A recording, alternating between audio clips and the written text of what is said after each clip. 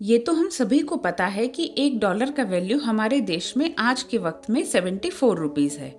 जैसे हमारे भारत में $1 की कीमत होती है, ठीक उसी तरह बाहर देश यानी कि यूएस में $1 की कीमत उतनी ही होती है। लेकिन फर्क बस इतना होता है कि हम भारत में $1 देकर कुछ भी नहीं खरीद सकते, उसका वैल्यू बिल्कुल भी नहीं है। मगर $1 की कीमत यूएस में बहुत है। उतने पैसे में लोग अपने लिए खाने पीने की चीजें आराम से खरीद सकते हैं। ऐसे में हमारे देश का हर एक नागरिक चाहेगा कि $1 की कीमत $1 की जितनी हो जाए। मगर अगर सच में ऐसा हो गया तो फिर क्या होगा? इसके ऊपर आज मैं बताने जा रही हूँ कि $1 जब $1 होगा तब इंडिया में क्या असर होगा। मान लेते हैं कि कभी ऐसा चमत्कार हुआ कि $1 की कीमत $1 जितनी हो गई, तो क्या होगा?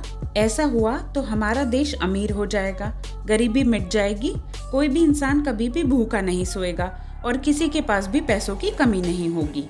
पर क्या वाकई में ऐसा होगा जब $1 की कीमत $1 जितनी हो जाएगी?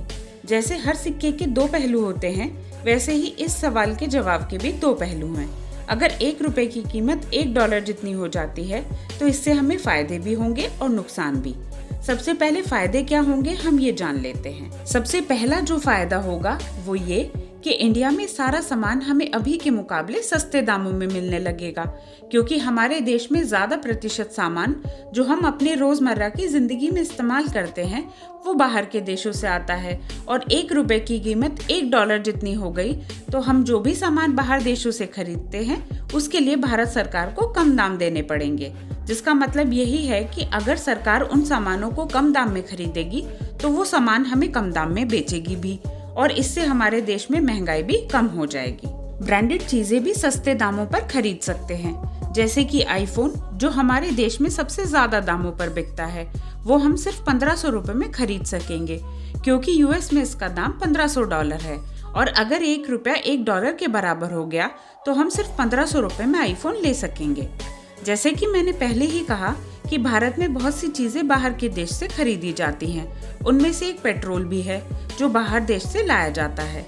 तो अगर $1 $1 के बराबर हो जाता है तो इंपोर्ट सस्ती हो जाएंगी और पेट्रोल भी हमें सस्ते दामों पर मिलेगा। पेट्रोल सस्ता होने की वजह से ट्रांसपोर्टेशन का खर्चा भी कम हो जाएगा, उससे हमें डोमेस्टिक गुड्स भी सस्ते मिलेंगे। $1 $1 हो जाने की वजह से ये सभी फायदे होंगे। बस हम सबको यही तो चाहिए, महंगाई कम हो जाए, सारी सुख सुविधा मिल जाए, वो भी कम पैसों में। ये सब फायदे देखकर हर कोई चाहेगा कि $1 की कीमत $1 जितनी हो जाए। मगर रुकिए, ये तो सिर्फ मैंने फायदों के बारे में बताया है, नुकसान के बारे में तो जानना भी बाकी है। तो चलिए इससे होने वाले नुकसान के बारे में भी जान लेते हैं। जिस तरह हम कुछ चीजें बाहर देश से खरीदते हैं, उसी तरह हमारे देश से भी कुछ चीजें बाहर देश को बेची जाती हैं। अगर $1 $1 हो जाता है तो वही चीजें जो हम बाहर देश को बेचते हैं वो उनके लिए महंगा साबित होगा। तो कोई भी बाहर का देश हमारे देश से सामान ज्यादा पैसे देकर क्यों खरीदेगा? वो वही चीजें दूसरे देश से लेना चाहेगा जहां वो चीजें हमारे देश से कम दामों में मिल सकती हैं। इस कारण से हमारे देश में एक्सपोर्टिंग होना बंद हो जाएगा। ऐसी स्थिति में बहुत लोग सोचते हैं कि हमें दूसरे देशों से सामान खरीदने की क्या जरूरत है, हम स्वदेशी चीजों का इस्तेमाल करेंगे जो हमारे देश में ही बनती हैं। ऐसा करने से भी हमें कोई फायदा नहीं होगा, क्योंकि अगर हम बाहर के देशों से सामान नहीं खरीदेंगे तो बाहर के देश भी हमसे सामान नहीं खरीदेंगे, जिससे हमारे देश की उन्नति कभी नहीं होगी। हम जहाँ हैं वहीं के वहीं रह जाएंगे। हमारे देश में फॉरेन इन्वेस्टमेंट होना बंद हो जाएगा। फॉरेन कंट्री हमारे देश में इन्वेस्टमेंट करती है क्योंकि उसका एक कारण है, उन्हें लेबर कॉस्ट ज्यादा नहीं देना पड़ता और कम पैसों में उन्हें काम करने वाले एम्प्लॉय मिल जाते हैं। लेकिन अगर $1 $1 होता है तो फॉरेन कंट्रीज हमारे देश में इन्वेस्टमेंट करना बंद कर देंगी, क्योंकि लेबर कॉस्ट ज्यादा हो जाएगी और वो दूसरे देशों में इन्वेस्ट करने का फैसला लेना बेहतर समझेंगे। फॉरेन इन्वेस्टमेंट ज्यादातर हमारे देश के आईटी और सर्विस सेक्टर में की जाती है और हमारे देश की 60% जीडीपी का योगदान इन्हीं सेक्टर से होता है। और हमारे देश की आबादी के 27% लोगों को एम्प्लॉयमेंट भी इन्हीं सेक्टर से मिलता है, जो कि पूरी तरह से बंद हो जाएगा, क्योंकि फॉरेन कंट्री हमारी कंट्री में इन्वेस्ट करना बंद कर देंगे और हमारे देश में अनएम्प्लॉयमेंट बहुत बढ़ जाएगा। अगर डॉलर की वैल्यू ज्यादा हो जाएगी तब टूरिस्ट भी यहाँ आना कम कर देंगे, क्योंकि जहाँ पहले इंडिया सस्ता लगता था लेकिन अब कॉस्टली लगने लगेगा।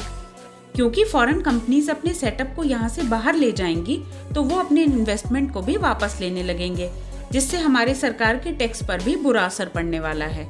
ऐसा इसलिए क्योंकि यदि प्रोडक्शन नहीं होगा तब टैक्स भी नहीं आएगा, जिससे गवर्नमेंट के पास पैसा भी नहीं आएगा।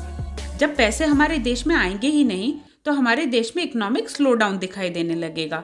जॉब की आउटसोर्सिंग भारत में पूरी तरह से बंद हो जाएंगी। एक बात तो हम सभी को माननी होगी कि ₹1 $1 के बराबर किसी भी डेवलपिंग या ग्रोइंग कंट्री के लिए अफोर्डेबल नहीं है। तो दोस्तों, हमने यहाँ होने वाले फायदे और नुकसान के बारे में जाना, जिससे हमें यही पता चला कि अगर ₹1 $1 के बराबर हो भी गया तो हमारे देश की उन्नति कभी नहीं होगी और इससे फायदे से ज्यादा हमें नुकसान ही होगा।